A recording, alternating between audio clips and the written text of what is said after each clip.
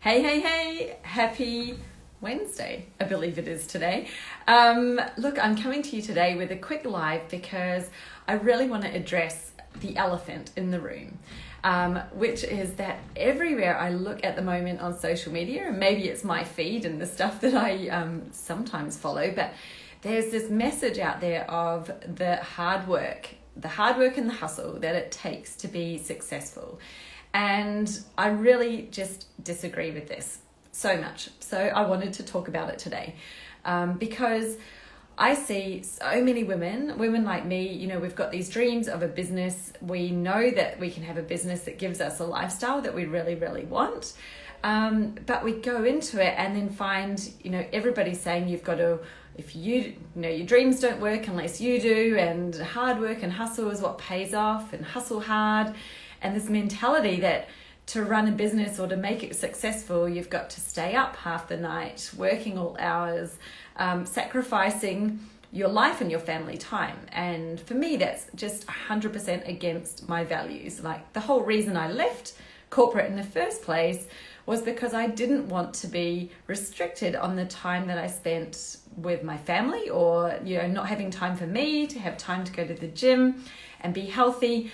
We've got this one life, and how do I actually want to spend it? And that was what got me to finally let go of the security blanket of the corporate job and the, great salary that I had, all those benefits, and to start, pretty much from scratch again. I guess I have a lot of experience I was bringing with me, but starting a business, you are starting at the bottom of something, right?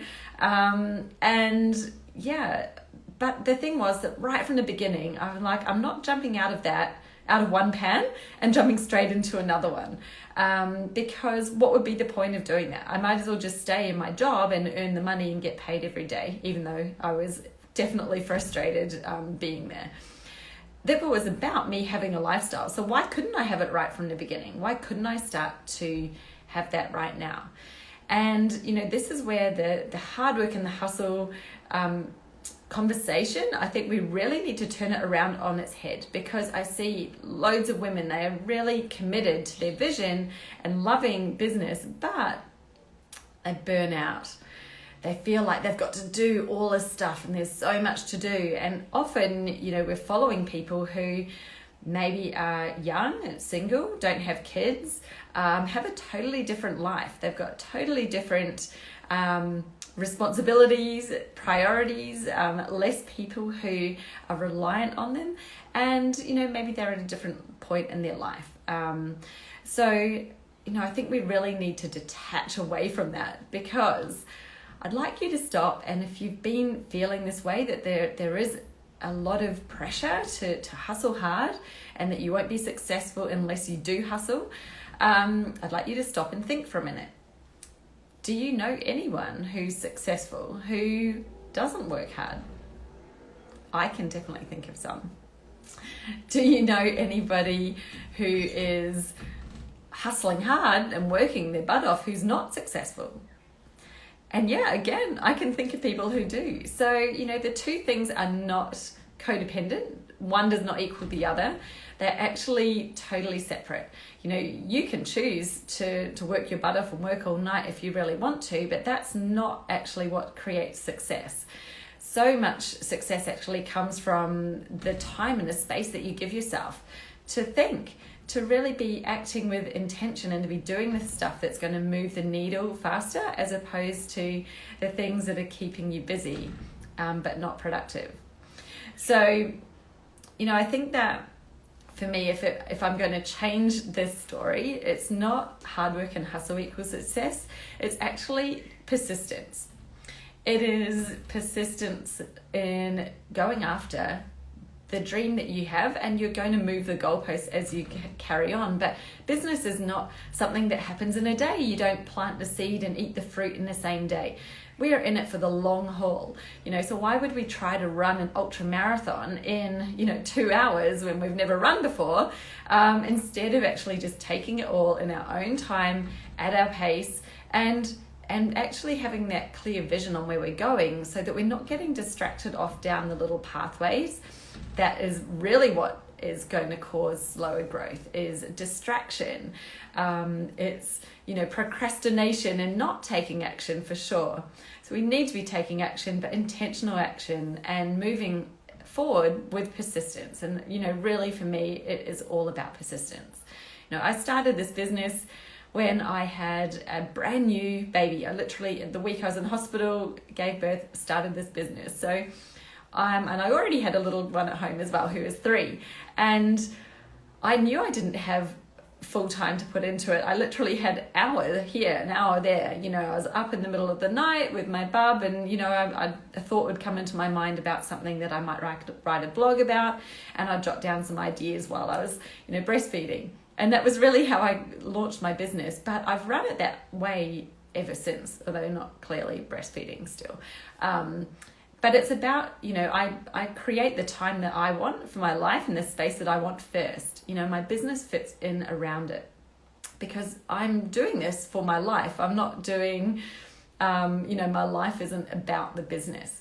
Of course, I want to achieve, huge goals. I've got massive visions, and I always will grow them and expand them as I continue to evolve. But, ultimately, it's about living your best life and enjoying every day, because who knows when that day might be our last one. God, heaven forbid. But, I really want to live my life that way, where I'm thinking every day, am I living my best life? Is this what I want to be doing today? And it's definitely not feeling pressured, stressed, having your nose to the grindstone, and that hard work and hustle mentality. I think we really have got to let go of, because it is not what creates success in the end. It's just about persistence. Hey Juliana, lovely to see you. So, what I see, there are 2 types of business owners out there. Some of them are doing a business as a bit of an experiment or a job or something that they want to achieve. And once they've done it, they work really hard, and then they kind of give it up. And then there are others that see it as, this is just the vehicle for the life that they want to live, and they're enjoying it. We're committed to it. But we're here for the long term, we're committed to it. And it's okay if we've got a day where we spend a day with our kids. It's okay if you have some time off. You actually really need it. And I really encourage you to think about having that time, making time for yourself. Give your brain space. When it's so crowded with everything that we should be doing, this hustle, you're right down in the detail. And it's super hard to be strategic when you are focused on tiny little tasks. So, it's not going to hurt you if you haven't posted on Instagram today. It's not going to hurt you if you don't get something done, unless it's, maybe serving a client and you've made a commitment to them. Of course you're going to do that. But just give yourself some space. Give yourself some time to think and to breathe. To go, well, this isn't working for me because I'm spending so much time on my business that I'm actually then compromising on stuff that's really important to me in my life.